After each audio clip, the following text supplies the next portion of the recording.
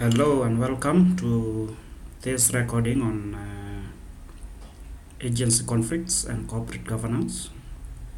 Now this will be a more extensive overview of this topic, having discussed it in the past few days.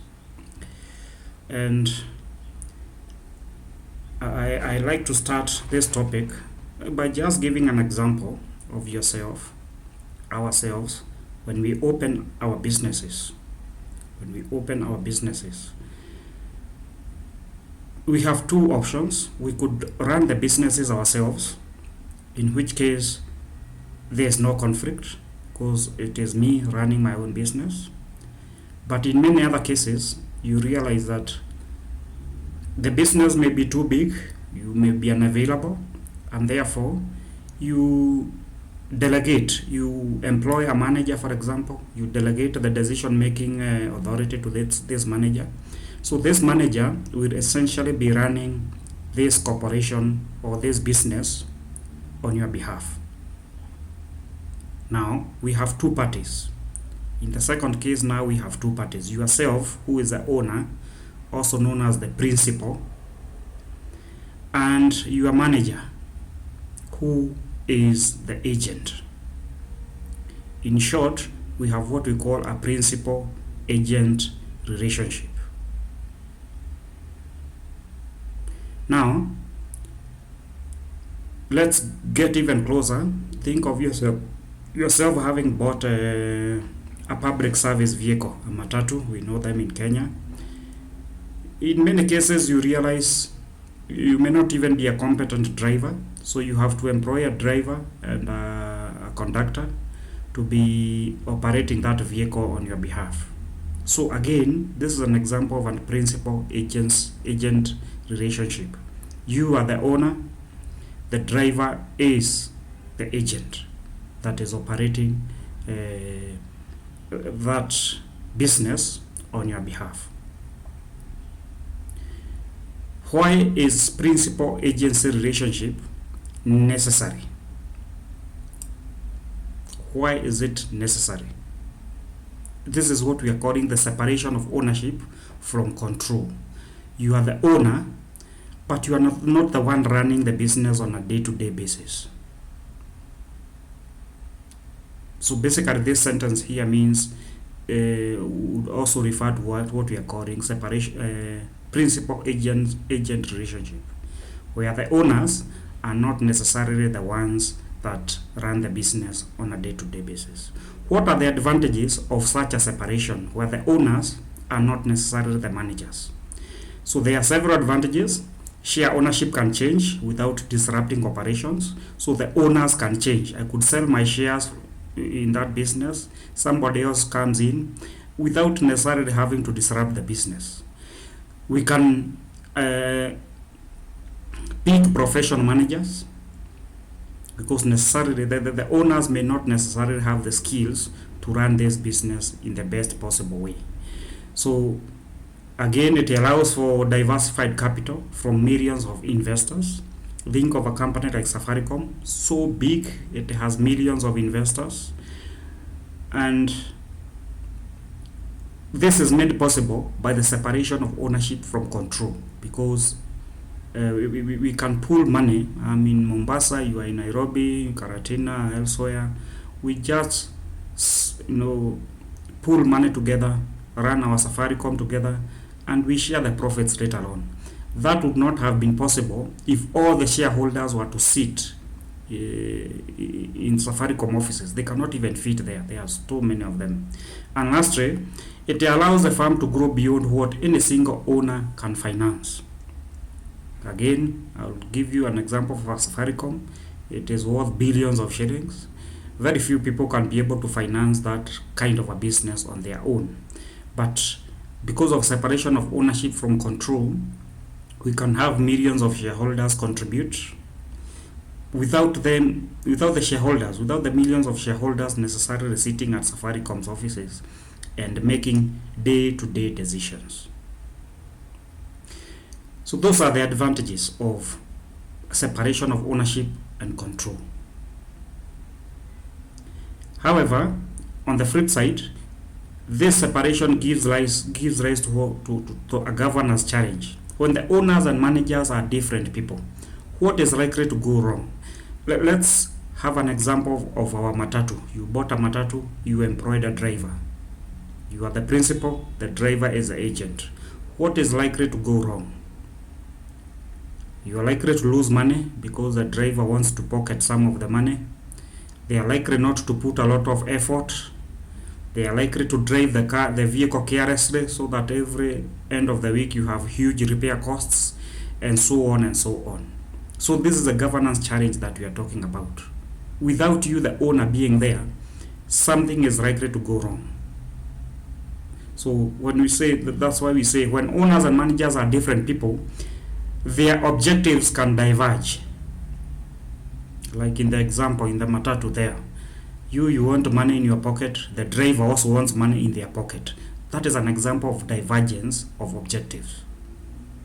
So, and that is very, very critical. So today we are going to look at the separation of ownership and control, the concept of agency theory, agency costs and manifestations, resolving agency conflicts, and modern debates that are arising.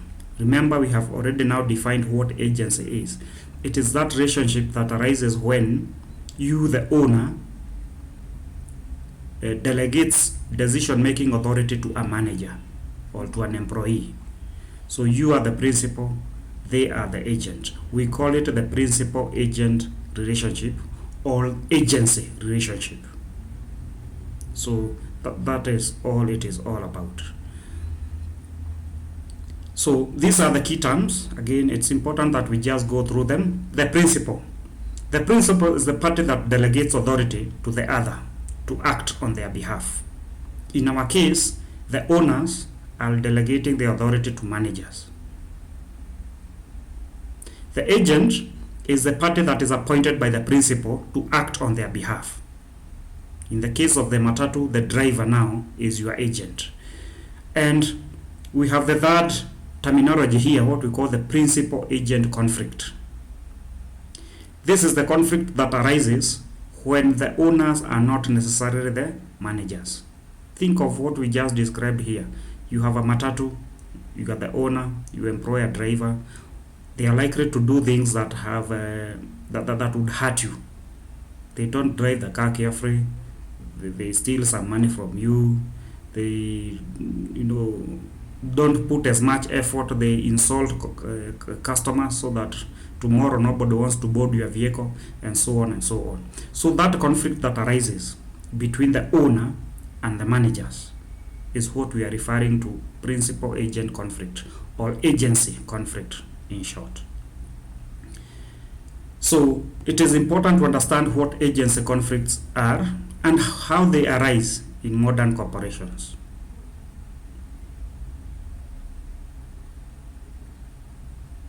Now, as a firm, I started by giving you an example of a firm where you, the owner, is also the manager. You, the owner, is also the manager. In such a case, we do not have agency conflicts because you are the manager. You are not likely to do things to hurt yourself. Now, however, as organizations become larger and larger, especially modern corporations that have share ownership, we have millions of shareholders who cannot all be involved in the day-to-day running of the business. Look at Karatina University also, for example. It is a public company, which means the shareholders are all Kenyans, about 50 million of them. So if 50 million Kenyans were to come and stand outside the university gate to make decisions, when will the exams be done, when should fees be paid, when should we buy a bus or a Prado, it will slow things down a lot. So as organization becomes larger and larger and more complex, it becomes necessary that we separate ownership from management. See that? And that gives rise to diverging interests. The agents may not necessarily act in the best interests of the owners.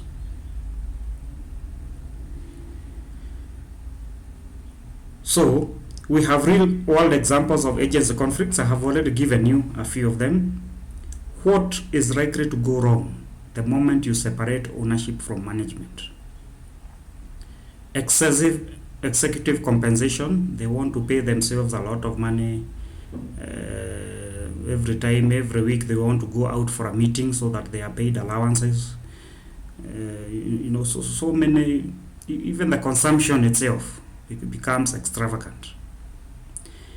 There is also the concept of short-termism, doing actions that appear good in the short term, but that will hurt the organization in the long term.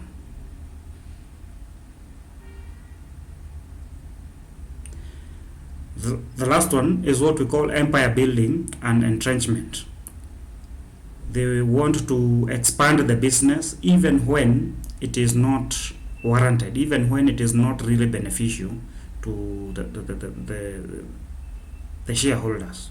Remember, every manager wants to lead a big firm. They want to be managers of a big firm, so that when they go and sit somewhere with other managers, they have some bragging rights. But that expansion may not necessarily benefit shareholders. Next, we look at corporate governance. Basically, think of corporate governance as how we run our organizations. How do we run our organization? And for the purposes of this course, we are going to define corporate governance as a set of mechanisms, internal and external, through which the corporation is directed and controlled in the interest of its financiers and increasingly its broad stakeholders. So in short, we can define corporate governance as a set of mechanisms through which we direct our companies, how we run our companies, in other words. And we can have two perspectives. One that is very narrow. How do we run our company to benefit our shareholders or the financiers?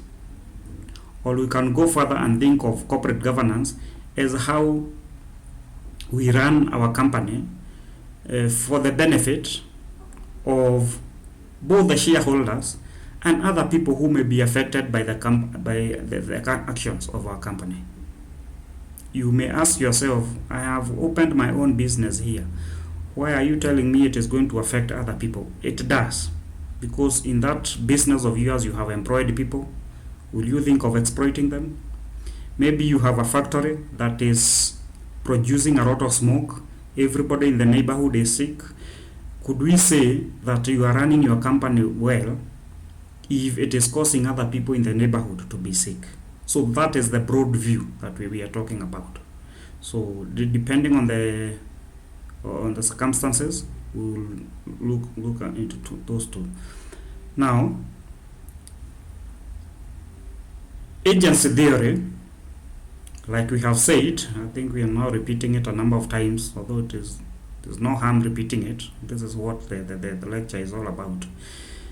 The agency relationship is the relationship that arises when one individual depends on the actions of the other. And Jensen and Meckring, this was a very, very influential paper in 1976. Of course, most of us were not around then. Is a contract under which, so these two researchers define agency theory as a contract under which one or more persons, the principals, engage another person, the agent, to perform some service on their behalf, which involves delegating some decision-making authority to the agent. So, you are the owner of a matatu, you employ a driver. That is an agency relationship. In an agency relationship, conflicts are likely to arise because of two, what we call information asymmetry, where one party has more information than another party. And information asymmetry, manifests itself in two two ways: hidden information problem, where the agent has private knowledge the principal cannot observe. For example, when you employ a manager, they know whether they have the skills to run the organization, but that is not something that you as a manager can observe before contracting. Or hidden action. These are things they do after you employ them. They steal your money, they don't put as much effort as possible, and so on and so on. So that is why agency conflicts exist. Like I said again, the agency conflict is that divergence of interests between the principal or the owners and the agents, the employees in our case. So we have several types of agency conflicts. I just want to pick around 2 or 3. One that is very common is self-dealing. Just give an example. You are a manager in a firm. You register your own company. You want to be the one supplying goods to this firm that you are employed in. You employ your relatives and friends in this business who may not necessarily be very skilled in running the business. That is the idea of what we call self-dealing. Self-dealing. We have empire building. We have already looked at this one. Managers want to expand the business even when it is not in the best interest of the owners. We have entrenchment, where managers invest in activities that make them indispensable. For example, they could cook the books. Cooking the books means you create fictitious financial statements to show that you are making a lot of profits. That way you cannot be sacked. So, but in the end, it is going to hurt the shareholders. So that is those are the types of agency problems that we have. Please have a look at the others. They are important, like moral hazards here. Moral hazard is what we call a hidden action problem. What you do after you are employed, after you enter the contract. You work less, you want to steal some money, those funny things that may not benefit the shareholders. We have shirking, where agents invest too little effort or take inappropriate risks. They invest in very risky projects that are likely to hurt the shareholder. We have hold-up problems, where you have a manager who has specific skills that they have invested themselves with, such that they become indispensable. Like programmers. There used to be cases of programmers who develop specific skills and experiences such that it is very, very difficult for you to sack them. And they could even threaten to leave the organization just so that they can bargain for higher salaries. So those are an example of hold-up problems that we are talking about. Now, with agency conflicts can be managed in several ways. Let us go back to the example of our driver that we have employed. How can we know they are likely to do things that will hurt us? How can we make sure that we minimize those things that they can do that could hurt us? One of the things we could do is monitoring. Nowadays, it has become easier. In the case of the mandatory industry, you could install a speed camera, or nowadays you can even use your computer. From where you are, you can tell where the vehicle is, the speed they are driving at, where they are heading, where they are coming from. So that is an example of monitoring, which gives rise to what we call monitoring costs. So any attempt to mitigate agency conflicts gives rise to what we call agency costs. Examples of monitoring costs include audit fees. You have independent directors. You have compliance departments. the question of reporting, and so on and so on. Another way of managing agency conflicts is to bond the managers. Bonding them means you engage in actions that will make sure that they always act in your best interest. These are the costs incurred by the agent to credibly commit to acting in the principal's interest. Examples of bonding include signing long-term retention contracts, codes of ethics, and so on and so on. You can even give them targets. A target is an example of a bond. The moment you give them a target, I want 2,000 at the end of the day. So they are likely to act in ways that don't hurt you. But in the end, whatever we do, there is no way of eliminating agency conflicts 100%. Whatever remains is what we call the residual loss. So this slide here covers two things: how to mitigate agency conflicts and the costs.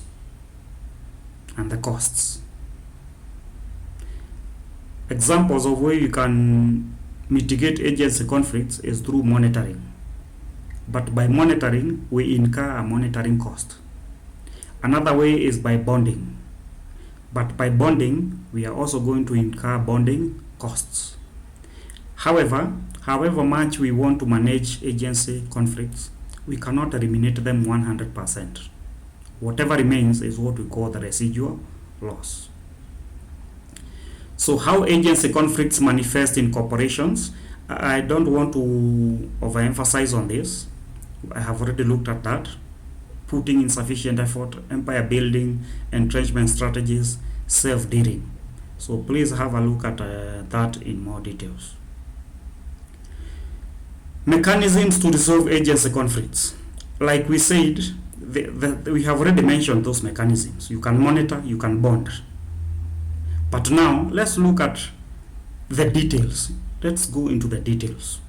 So shareholders and governance systems deploy multiple overlapping mechanisms to align managerial behavior with shareholder interest. No single mechanism is sufficient. Effective governance requires a system. One of the ways of managing agency conflicts is through explicit incentives. For example, how do you pay your managers? A typical CEO has compensation in three components: a base salary, which is fixed, an annual bonus, and stock options. So the best thing is to avoid using fixed salaries, but for example, to use bonuses. That way, you are likely to motivate your employees or your employee to act in ways that do not hurt you. Just imagine if a manager has a fixed salary, they are likely not to put a lot of effort, for example. We also have implicit incentives about career concerns. We are talking about things to do with dismissal, that if you don't perform well, we can dismiss you. That is an example of what we are talking about. Targets, you give them targets. If they cannot meet those targets, you can kick them out. Hostile takeovers. If the company is not doing very well, it can be taken over by another company who think they can do a better job. So those are examples of doing that. So these are still the solutions. We are continuing with the solutions. Monitoring, we said, is a solution. And we have several ways of monitoring: active monitoring, speculative monitoring, and external monitors in practice.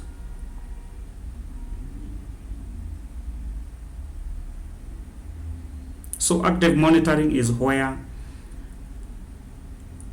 the shareholders, they intervene. In case you see something is going wrong, you intervene immediately. For example, they want to buy a piece of land somewhere which you think is not very valuable to you.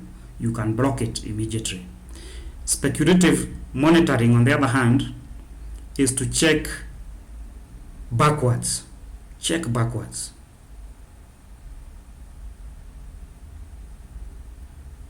Checking backwards. For example, the moment we have, if you look at a company's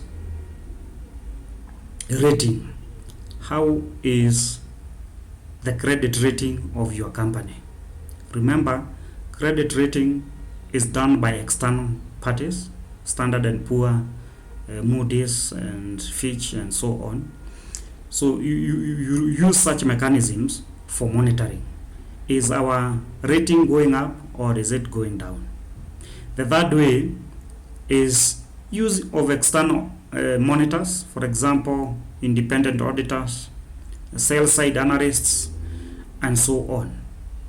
A good example is auditors. The moment you have auditors from outside, external auditors, for example, they can do quite some job in telling you whether the company is being run the way it should.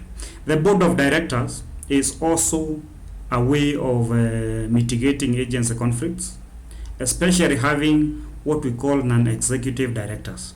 Non-executive directors are directors who are not involved in the day-to-day running of the business. And the argument is, if they are not involved in the day-to-day running of the business, they are likely to be more objective. They are likely to be more objective. So you realize in most companies nowadays, there's a lot of emphasis on having non-executive directors. You must have a few, or a majority of the board should be composed of non-executive directors. They are not employed in that firm. They have no business ties with that firm. That way, they are likely to do a better job of monitoring what the managers are doing. We have product market competition as a governance mechanism, as a way of mitigating agency conflicts. So the competitive environment, if you don't run the company well, the argument is simple.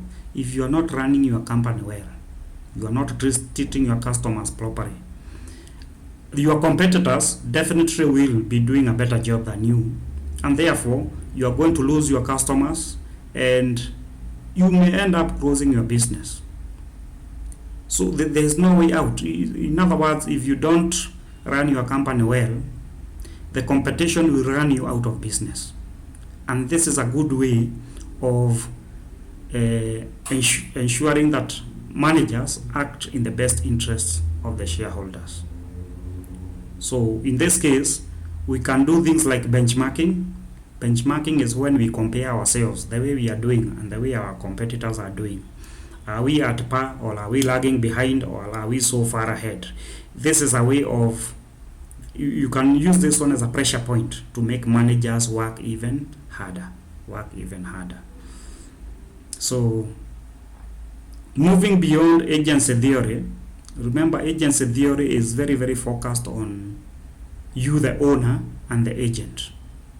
But remember, transactions, organizations transcend owners and employees.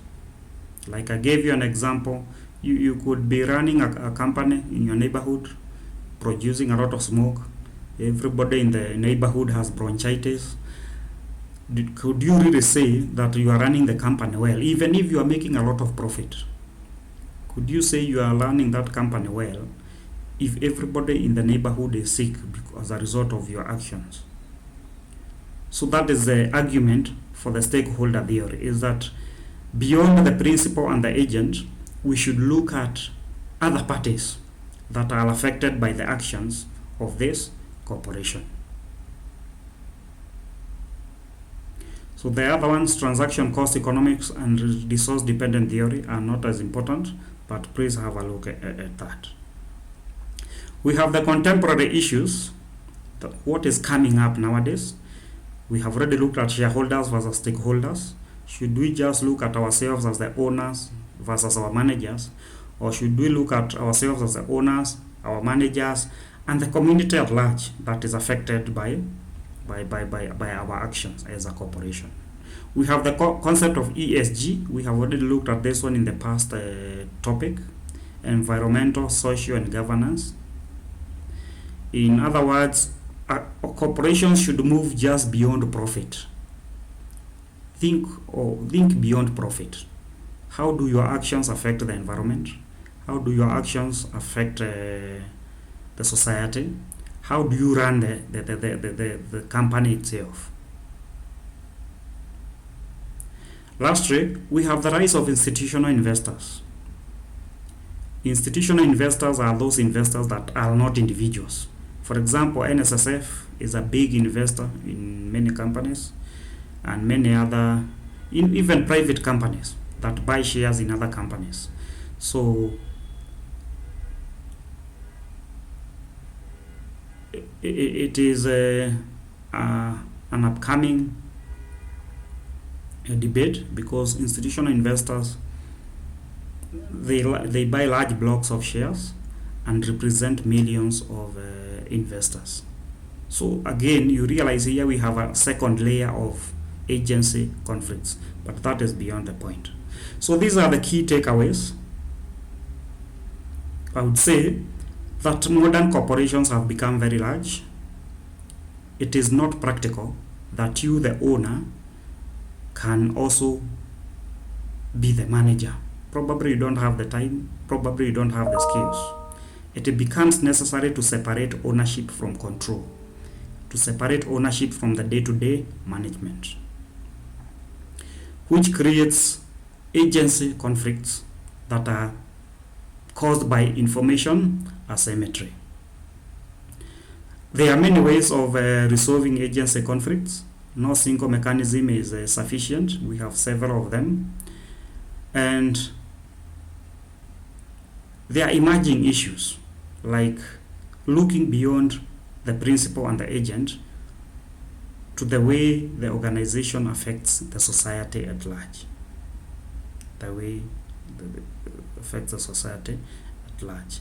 So these are some of the discussion questions you can think about. Please have a look at them, and the references are at the very bottom, and I hope you have a good time. So again, I want to reiterate that the concept of agency and agency conflicts is not something that is out there very far away from you. Think of yourself, think of your the businesses you see in your village. I'm sure you have had business people who have employed managers in their businesses. Then they keep on fighting. Oh, you stole my money, you are not working as hard. That is agency conflict in action. How can you resolve that? So don't overthink this concept of agency conflicts. It is something that is very, very close to you. The moment you, the owner of a business, delegates authority to another party, something is likely to go wrong. Of course, a lot of things go right. The moment you delegate authority to another person, you can make money while you are not there.